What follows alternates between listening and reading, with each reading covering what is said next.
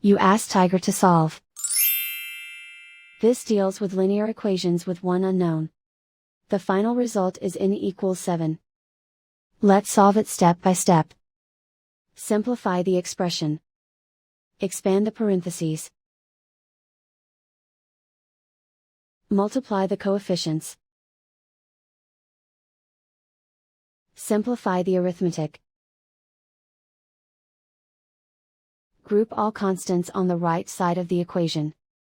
Subtract 27 from both sides. Simplify the arithmetic.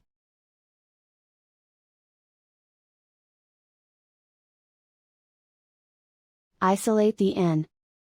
Divide both sides by -6. Cancel out the negatives. Simplify the fraction. Cancel out the negatives. Find the greatest common factor of the numerator and denominator. Factor out and cancel the greatest common factor. And so the final result is n equals 7.